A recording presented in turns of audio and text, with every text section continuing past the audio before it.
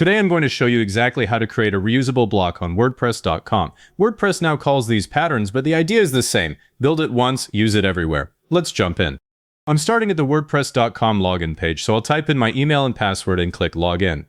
After login, I land on the dashboard. I click the site I want to work on from the list under My Sites. That opens the site dashboard. Now I go to the left sidebar, click Pages, and then click All Pages. I'll pick a page where I want to build the reusable section like my About page, and click the Edit link under its title.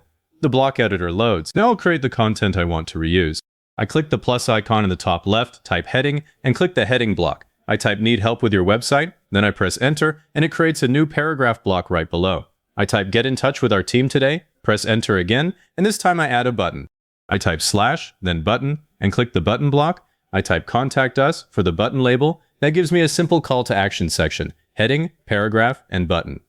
Now I need to select all three blocks together. I click the list view icon in the top toolbar. It looks like three horizontal lines. That opens a sidebar showing the block structure. I'll click the group block that contains the heading, paragraph, and button. If they're not already grouped, I can select them all in list view and click the group button in the toolbar, but here they are in one group, so I click that group. Now the whole section is selected. With the group selected, I look at the block toolbar and click the three dots. In the menu I see Create Pattern. I'll click that. A window pops up where I can configure the reusable pattern. First I give it a name. I'll type Website CTA. Use a descriptive name, because this is what you'll search for later. Footer contact section is much better than block 1. Next there's a category dropdown. I'll pick Call to Action. If you only have a few patterns, you can leave the default, but choosing one now makes my patterns less messy later. Now the important part, the sync toggle. If I leave it on, every copy of this pattern stays connected. Change one, they all change. If I turn it off, each copy is independent, so you can edit text and images per page. For this contact CTA, I want the wording to stay identical everywhere, so I'll leave synced on. Then I click Add. The pattern is created, and my original content stays right here on the page. I can see it's now wrapped in a pattern with a purple border, and the toolbar says Pattern. Now I've used it on another page. I go back to the dashboard, click Pages, All Pages, and open my Services page. I click the plus icon at the top left to open the block inserter. Then I click the Patterns tab. I scroll down to My Patterns, and there's Website CTA. I click it. The whole section drops into the page, heading, paragraph, button, and all. Now I'll test the sync. I insert the same Website CTA pattern on my home page too. Then I go back to the Services page, click anywhere inside the pattern, and look for the Edit Original button in the toolbar. I'll click that. It opens the pattern editor. I'll change the button text from Contact Us to Get Started Today, and click Save. When I go back to the home page, that button now says Get Started Today as well, because the synced pattern updated everywhere. Now let's make an unsynced version so you can see the difference. I'll go back to the About page, select the CTA group again, click the three dots, and choose Create Pattern. This time I'll name it CTA Layout, set the category to Call to Action, and turn Synced off. I click Add. Now I'll insert the CTA layout on two pages, the Services page and the Contact page. On the Services page, I click inside the pattern and change the heading to Web Design Services. Then I open the Contact page. The heading there still says Need help with your website because this pattern is unsynced, so changing one copy did not touch the other. To edit your patterns later, go to Appearance in the left sidebar, click Editor, then click Patterns, then click My Patterns. You'll see all the patterns you've created. I'll click on Website CTA to edit it. This opens the pattern editor where I can change text, images, buttons, colors, spacing, anything. I'll make a small change and click Save. For synced patterns, that change will push to every page using it. Let me show you a tip for more complex layouts. When your reusable section has many blocks, open List View before selecting. That way you can see the hierarchy: group, heading, paragraph, columns, image, button. You can click the parent group to select everything cleanly. Grouping before you create the pattern makes it far easier to manage later. Now a practical example, a business CTA.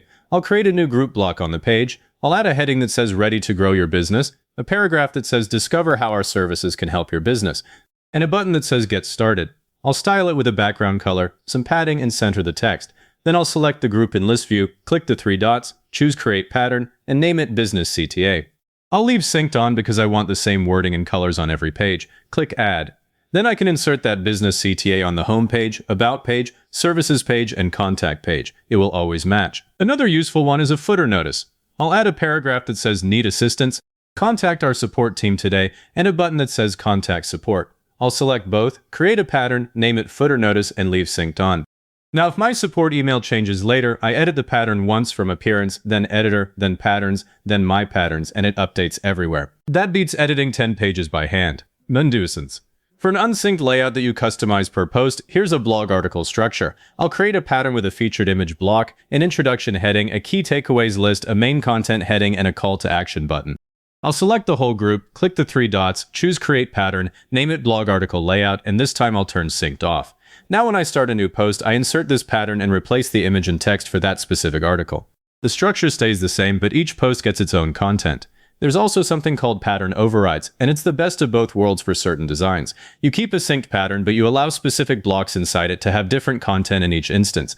So for a service card, you could have the design stay synced, but allow the service name and description to be overridden per page. To set that up, you edit the pattern, select the block you want to allow overriding, and look for the override option in the block settings. It's more advanced, but useful if you want a consistent card design with unique text each time. Then sometimes you want one particular instance to break away from the synced pattern entirely. Select that pattern on the page, click the three dots in the toolbar, and choose Disconnect Pattern. That converts it into regular blocks, so you can edit it freely. Important, it's a one-way action. Once disconnected, that instance will never receive updates from the original pattern again. I only do this when I really need a one-off variation. To delete a pattern you no longer need, go to Appearance, then Editor, then Patterns, then My Patterns. Find the pattern, click the three dots next to it, and choose Delete. Be careful if that pattern is used on live pages, because deleting it can leave those pages with missing blocks. I always check where it's used first. You can also export a pattern as a JSON file. From the same My Pattern screen, click the three dots next to the pattern and choose Export as JSON. Your browser downloads the file. That's handy for moving a custom pattern to another WordPress.com site or keeping a backup. Before I wrap up, two quick things. If you want to insert a pattern even faster, just type a slash in the editor, then start typing the pattern name, like /footer, and it appears in the list. That skips the inserter. And if you've got a synced pattern but need just one block inside it to be different, look for the pattern override option I showed earlier instead of disconnecting the whole thing. That keeps your global updates working while still letting you customize the one piece. If this helped you get your reusable blocks working, hit like, subscribe so you'll see the next one, and leave a comment saying this was helpful. Comments are what push this video to other people looking for the same thing.